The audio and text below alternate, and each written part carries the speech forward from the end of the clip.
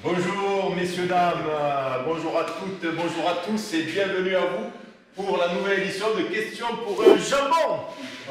Aujourd'hui, deux équipes vont s'affronter. Dans le coin droit, les Catalans, Raphaël Carbou, le plus chevelu des si jamais, Gaëtan Pichon, le maître d'accessoires. Dans le coin gauche, ils sont là, les Géorgiens de l'Aude, Akobadze et Léo Darilatour, la première huître contaminée d'Arcachon. Ce jeu va se dérouler en 3 manches. Et on commencera par la première manche qui est culture générale au niveau du rugby. Messieurs, quelque chose à dire?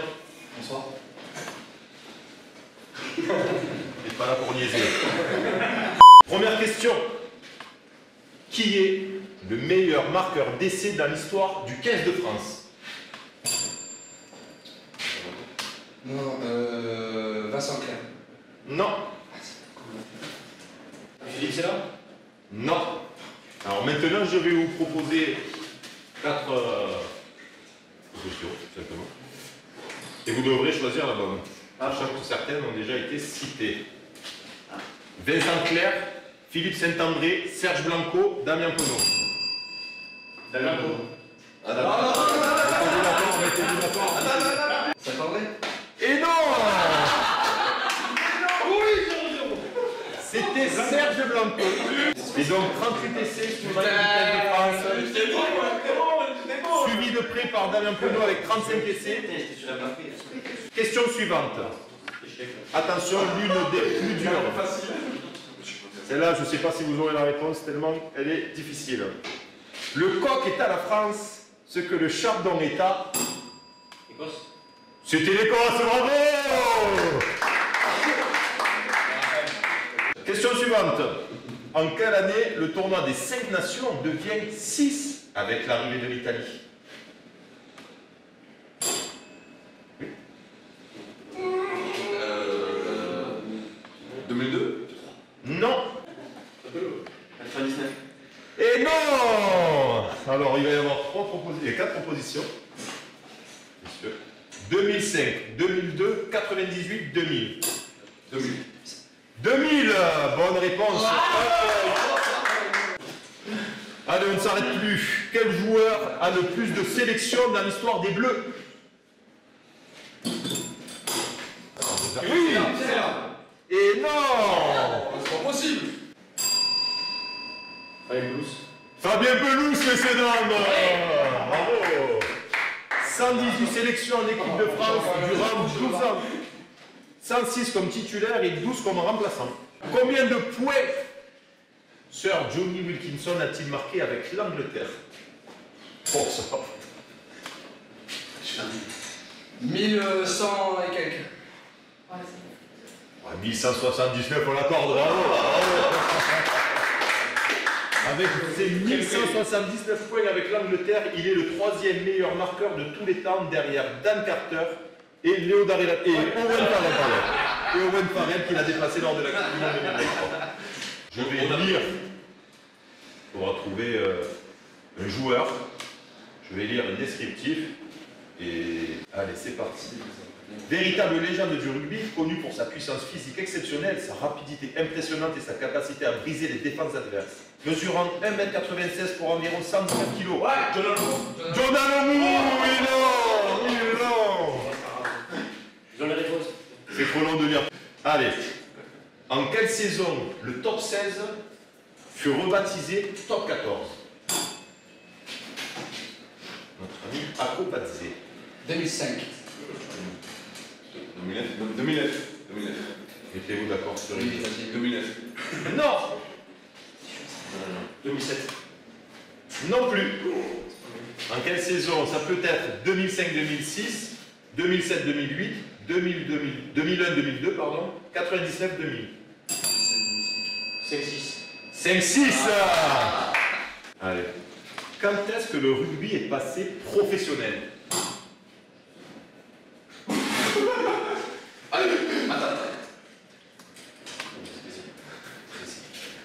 Ouais, non, mais c'est sacrément large. Ouais, mais... Professionnel est un grand mot. 2000. Non. 2002. Non. Alors, 4 positions. 2000, 2005, 1995, 1998. 18, 98. Non. 95. 95. Bravo. Le 27 août 1995, l'International Board renonça officiellement à l'obligation d'amateurisme des joueurs de rugby. S'ensuivit très rapidement la signature des premiers contrats de travail en France. Le 24 juillet 1998, la LNR est créée. On vous défonce. Il y a combien de score là? C'est quoi? 8, 7. 7-4. Merci. 7, 4. Mais comment ils sortent ces chiffres? Ouais, ça va.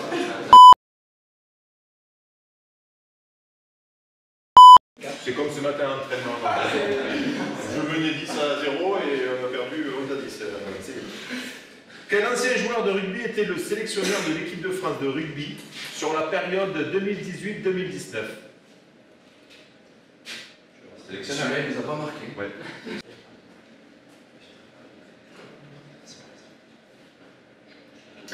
C'est le moment de la publicité, messieurs, dames. On va laisser les équipes réfléchir. On se retrouve après un petit encart.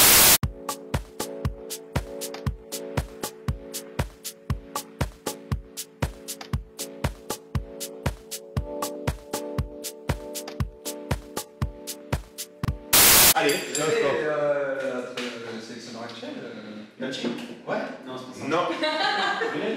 Jacques Brunel, oui. Allez, question suivante.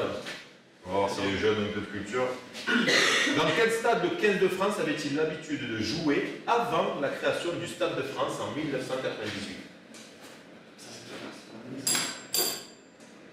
Parc des Princes? Le Parc des Princes, bravo, bravo. Au stade Yves du Manoir de Colombes, puis au Parc des Princes, en 1998, le Stade de France est construit pour la Coupe du Monde de foot en France afin de remplacer le Parc des Princes, jugé trop petit. Nous venons de terminer, messieurs, dames, la première manche de notre jeu. C'est Mardo, t'as pas un tabouret avec un dossier? Taburetti. Allez, nous allons, si vous le voulez bien, débuter la deuxième manche. La deuxième manche concerne la culture au niveau de Carcassonne. Et oui. Ouais. Première question, même principe. Quelle est la date de création de l'US Carcassonne? 1899. 1899, voilà pour les Georgiens, c'est maintenant. Quand est-ce que l'USC a remporté le championnat de Fédéral 1 qui a conduit à sa montée? C'était il y a 13 ans. 14 ans. 2010. 2010, c'est une nouvelle bonne réponse. Nous sommes du coup à 11 à 8. Exactement. Je peux revenir. Donc 11 à 9 plus 4. C'est un peu comme le championnat national. Tu perds des points par le gars, tu sais pas. C'est pareil, c'est question pour un jambon de national. Voilà, on n'avait pas précisé avant. Contre qui l'USC a gagné la finale de Fédéral 1? Tyros, Béziers, Bourg-en-Bresse ou Saint-Étienne? Je ne sais pas du tout. Vous l'avez pas ça, Erjan? Saint-Étienne? Saint-Étienne, oui. Oui, pas mal. Saint-Étienne, ils en étaient là. Ah ouais. L'USC a remporté le championnat de Fédéral 1 lors de la saison 2009-2010. La victoire décisive a eu lieu lors de la finale du trophée Jean Prat où l'USC a battu Saint-Étienne 16 à 3. Cette victoire a permis à l'USC de monter en Pro D2. Allez, on enchaîne. Merci. Quel joueur a joué le plus de matchs sous les couleurs de l'USC? C'était vous. Joël Kofi, messieurs, dames, bravo. Bravo. On lui passe bien le bonjour. Avec 262 feuilles de match, avec 12 saisons sous les couleurs de l'USC entre 2010 et 2021. Score? 13-10. Ça se resserre, ça se Je sais resserre. pas si vous n'êtes pas en train de me baiser là. Qui a été le meilleur marqueur sous le maillot carcassonnais? Lazzaroto. Lazzaroto, bravo. 78 essais dans sa carrière carcassonnaise de 2009 à 2018 et de 2021 à 2022. Est-ce qu'il y avait dans la tour Larry Latour est juste derrière avec 3 essais. Ah là là. Allez, je suis pas loin, je suis pas loin. Mais oui, c'est au début. Question un peu de rapidité, je vais vous décrire un personnage. Plus qu'un joueur, un personnage. Je suis un demi-mêlée de 35 ans qui est passé par Albi, Stade français, Brief, Poc. San Marquez. Samuel Marquez. J'avais dit l'ancien. L'international portugais Samuel Marquez est un demi de mêlée qui a porté les couleurs carcassonnaises de 2021 à 2023. Stade français, non, c'est Stade Toulousain, toi. Stade Toulousain, oui, c'est une erreur sur ma feuille. Bravo, ça. Veuillez excuser. Combien de matchs André Ursake a disputé sous nos couleurs? On est dans des saisons de 280.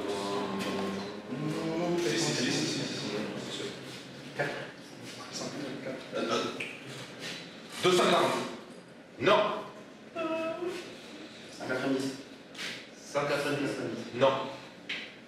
197, 218, 228, 235. 235. Non. 190. Et non, c'était 228.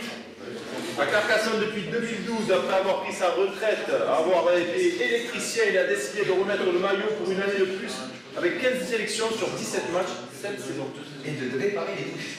Et de préparer les douches, de conduire le minibus, de préparer les repas, en fait, d'aider vraiment l'homme à tout faire de notre club, et on le remercie pour ça. Merci à toi, Didier. Merci, toi.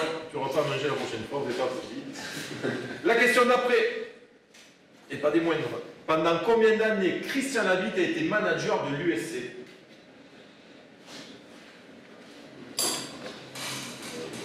Et 8 ans. Non, non, non.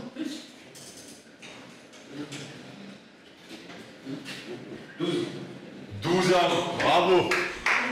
Il a été manager principal de 2007 à 2013 et de 2017 à 2023. Le 14 mars 2021, Carcassonne réalise un record contre Nevers. Quel est le score de cette rencontre? Quand est-ce que tu peux répéter? Le 14 mars 2021, Carcassonne réalise un record contre C'était- Nevers. Quel est le score de cette rencontre? Franchement, le score. La peine a dû être belle, il se souvient de rien. Harry Glover. 55 à 13. Oh non. Putain. 51 à 7. Et non plus, alors, 52-12 ou 68-3 ou 59-5 ou 45-17. 59-5. Oui, mais vous n'avez pas fini. J'avais pas fini de... Mais j'ai failli répondre. Je voulais répondre à ma question. Ce jour-là, Carcassonne a battu son record de nombre de points dans le milieu professionnel qui était avant réalisé le 5 mai 2013 face à Lyon avec le score de 52. Oui, mais pendant les... De toute façon, je préfère que ce soit eux qui gagnent, donc j'ai pas envie de... Allez, on va se rattraper. Quel joueur a un slip de poil dans les vestiaires de Carcassonne? Non, c'est... Comment se nommer... Oui. Ah, comment dire oui? On attend, c'est pas là, voilà, on va expliquer le soir. C'est qu'il a l'intégralité du corps, sauf à ce niveau-là. Acobasier dispose d'un véritable slip de poil. On le félicite pour cette œuvre d'art. Comment se nommait le stade Albert Domecq avant sa rénovation en 2002? Albert Puy. Non. C'est à vous de toute façon. Ouais, Non? Vous savez pas? Là, c'est Racine. Non, c'est le complexe qui s'appelle le Jacéras, c'est pas le stade. Alors, ça peut être Puy-Gobert, de la Pépinière, de la Gazinière et la Jardinière. Plus Gobert. Ils l'ont dit non. Mais quoi, ils l'ont dit, on a pas regardé.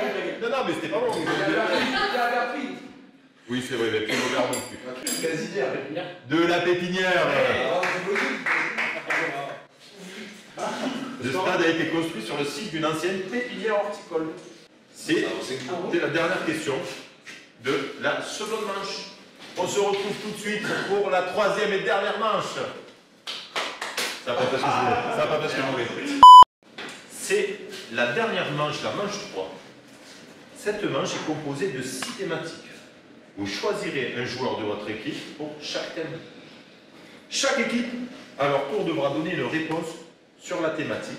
Le premier qui n'a plus d'idée a perdu. Nous attribuerons 4 points pour l'équipe qui a le dernier mot. Je vous laisse choisir, je vais vous lire la thématique. Tu donnes la thématique. Et vous choisissez celui qui donnera la réponse, mais vous pouvez vous concerter juste pour éviter que les 4 mecs qui braillent en même temps. Voilà. Parce qu'au final, sinon on en parle. Thématique 1. Les demi de mêlée de top 14. Tu veux la même Voilà. Donc ils vont donner un demi de mêlée de top 14, vous allez devoir en donner un autre, etc. Actuel et ancien? Actuel, s'il vous plaît, sinon moi je m'arrache et on n'a pas compris. Allez, C'est à vous. Antoine Dupont. Maxime Machino. Oui. Oui. Julie Chalbert. Pardon? Julie Chalbert. Let's go. Oui. Ben White. Serein. Couillou. James Paul. Grau. Iri Varel. Oui. Carvalho. Et Cochin. Sadek Delpach. Rodor.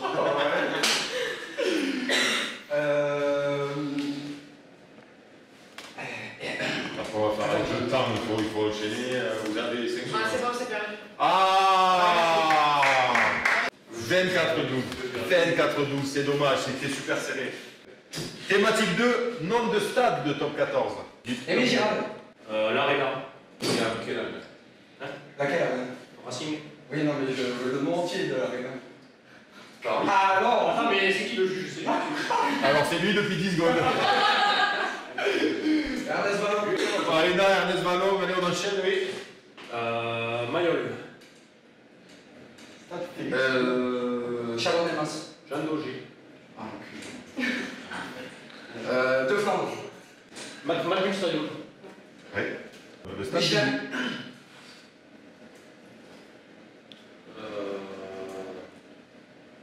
Allez, c'est bon. C'est eux qui ont le point, bravo. Camboel, l'amour. Thématique 3, club de Pro D2. Aix-en-Provence. Aix-en-Provence. Le Vert. Vannes. Ouais, c'est. Béziers. Oui. Colomiers, t'as dit? Béziers, Colomiers. Valence, Roman. Dax. Mont-de-Marsan. Agen. Rouen. Astroland. Rouen. Oulou. Non, merde. Non. Ils sont remontés l'année dernière en top 14. Tout est à refaire. Tout est à refaire. Oh, celui-là, il est raide. Hein. Celui-là, attention. Thématique 4. Les joueurs de Pro D2 sélectionnés pour la Coupe du Monde 2023. Des joueurs qui jouent en Pro D2 et qui ont été sélectionnés pour faire la dernière Coupe du Monde. Ah, vous l'avez? Alors, pour les jours, j'en ai déjà 30. Ouh, attention. Sam Marquez. Sam Marquez. Calaronia. Biarritz de Lagonia. Marta. Ouais, C'est le Portugal, on dit Georgia. c'est ça. Oui, Strotti de Béziers. Il s'appelle quoi? Parti. Strauss-Kahn. Non, pas Strauss-Kahn. Strauss-Kahn, je ne crois pas. C'est trop long. 24! Alors là, ça devient réel. Thématique 5, joueurs de national qui ont déjà joué en top 14 hors espoir. Amosa. À Lyon. Oui. À Combazier. Etienne Argent. Raphaël Carbou. Raphaël Carbou. Damien Agnon. Oui. Non, Hors espoir. Hors espoir. Ah, Espoir. Damien, il n'a jamais joué. On peut vérifier ça ou pas? Ah, mais non, on peut vérifier. On peut vérifier, il faut vérifier. On peut pas vérifier. On demande. L'appel à la vidéo. Allô, oui. Salut Nasser. Salut Nasser. Qu'est-ce qu'il y a, salope? Peux-tu vérifier, s'il te plaît, sur ton Minitel? Ça y est. Bon, Damien, non, jamais en top 14. Espoir au Racing, et après, un peu au pas de la case et un peu en dehors la vieille. Allez, bye, les gars. Bon, là, 24, 28, 24. Fais-moi un petit tempo, là. Je sais que t'as. Alors, parce que là, en fait, ce qui est compliqué, c'est que pour la thématique 6, il fallait citer le classement de national du premier au dernier. Ah, oui. Mais avec la dernière nouvelle et le triste sort oui. de Blagnac, tout a été changé. Exactement. Qu'est-ce qu'on peut se faire? Ok. Mais déjà, c'est la question qui va tout départager. Non, 4 points. La question à 5 points. Là, sinon, il faut une deuxième question bonus et moi, pas payer pour plus qu'une question bonus. Nous allons départager les deux équipes sur la dernière question, la dernière thématique. toujours sur la rapidité, et là, il y en a. Qui sont les plus gros mangeurs de l'US Carcassonne? À vous de démarrer. Les jumeaux Lorenzo. Hop, ça fait 2, juste un. Oui. Fabien Lorenzo. Romain Guyot. Romain Guyot. Armagnac. Normalement, oui. Florent Lorenzo. Flora Lorenzo, le deuxième. Oui. À quoi passer? Bon, je me défends, je sais pas. Ouais, ça va. Il est pas dégueu. Ah, c'est bon, Marius. Marius. Moi. Gros mangeur? Lent, mais gros mangeur. Très lent. Très lent. Yannick. Ah, le mangeur de riz international. Ah non, mais T'as compris, hein? Ça va. Eric Escribano. Nasser Karki. Laurence, pas le dernier. Il laisse pas sa part au chien d'ailleurs. Jean Serras. Et Claude Si les clubs sont-tu considérés comme une entrée? Oui. Oui, des quiches au mégot d'ailleurs. La spécialité. Luca Beltragi. Oui, Luca. Ok. T'as pas oublié de buzzer à chaque fois. Moreno le chat. Ouais. Je te fais confiance, c'est validé. Bien dur à oublier. Pour la victoire. Nika. Mika. Ah oui. Ouais. On l'a vu surpris en train de manger des sandwichs T'as des bons souvenirs. entre les étirements. Je sais plus son prénom. Aïe. Les jardins d'Arthur. C'est la victoire du côté des Catalans de l'Aude. Après, de tout ce qu'on a dit, il y a pas moitié qui bouffe. Pour ça, il fallait juste dire n'importe quoi. Voilà. Bravo. Félicitations. Pour la première édition. Bravo. Messieurs, dames, merci de nous avoir suivis sur cette première édition de Questions pour un jambon. Vous avez vu un jeu très sérieux, des règles très strictes. Et félicitations au premier vainqueur, les Catalans de l'Aude. On mettra l'extra jeu. Félicitations à vous, messieurs. Merci. On vous souhaite à tous une bonne soirée, un bon week-end d'ailleurs, car il est vendredi. Et puis à la prochaine.